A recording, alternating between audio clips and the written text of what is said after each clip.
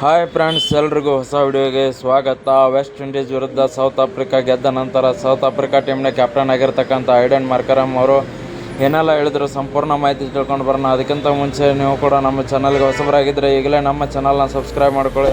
ಹಾಗೆ ಪಕ್ಕದಲ್ಲೇ ಇರೋ ಬೆಲ್ ಐಕನ್ ಮೇಲೆ ಆಲ್ ಅಂತ ಕ್ಲಿಕ್ ಮಾಡ್ಕೊಳ್ಳಿ. ನಾವು ಯಾವುದೇ ಹೊಸ ವಿಡಿಯೋ ಅಪ್ಲೋಡ್ ಮಾಡಿದರೂ ಮೊದಲು ನಿಮಗೆ ನೋಟಿಫಿಕೇಶನ್ ಬರುತ್ತೆ. ಮೊದಲನೇದಾಗಿ ನೋಡೋದಾದರೆ ಒಂದು ಟಾಸ್ ಗೆಲ್ತೀವಿ ನಾವೇ ಅಂತ ಹೇಳಿದರು. ಟಾಸ್ ನಾವು ಗೆದ್ದು ಒಂದು ಬಾಲಿಂಗನ್ನು ತೊಗೊಳ್ತೀವಿ. ಯಾಕಂದರೆ ಅವ್ರು ಎಷ್ಟು ಟೋಟಲ್ ಕೊಡ್ತಾರಲ್ಲ ಅದನ್ನು ನಾವು ಚೇಸ್ ಮಾಡ್ಬೇಕಂತ ಹೇಳಿ ಒಂದು ಬಾಲಿಂಗ್ ತೊಗೊಳ್ತೀವಿ.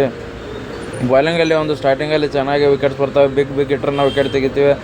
ಅದಾದಮೇಲೆ ಸ್ವಲ್ಪ ವಿಕೆಟ್ ಸ್ಲೋ ಆಗುತ್ತೆ. ಅಲ್ಲಿ ಒಂದು ವೆಸ್ಟ್ ಇಂಡೀಸ್ ನಮಗೆ 177 ಟಾರ್ಗೆಟ್ ಕೊಡುತ್ತೆ. ಹಾಗೆ ನಾವು ಟಾರ್ಗೆಟ್ ಬೆನ್ನತ್ತಿ ಒಂದು 177 ರನ್ನನ್ನು ಒಂದು ಈಸಿಯಾಗಿ ಕಂಪ್ಲೀಟ್ ಮಾಡಿ ಈ ಮ್ಯಾಚನ್ನು ಗೆಲ್ತೀವಿ. ಹಾಗೆ ಈ ಮ್ಯಾಚ್ ಗೆದ್ದ ನಂತರ ನಮ್ಮ ಭಾರತದ ಬಗ್ಗೆ ಏನು ಹೇಳಿದರು ಅಂತ ನೋಡೋದಾದರೆ, ನನಗೆ ಒಂದು ಫೈನಲ್ ಮ್ಯಾಚ್ ಭಾರತದ ವಿರುದ್ಧ ಆಡಬೇಕು ಅಂತ ತುಂಬಾ ಆಸೆ ಇದೆ. ಭಾರತ ತಂಡ ನಮ್ಮ ವಿರುದ್ಧ ಫೈನಲ್ಗೆ ಬರಲಿ, ಯಾರೇ ಗೆದ್ದರೂ ಕೂಡ ಖುಷಿ ಇದೆ.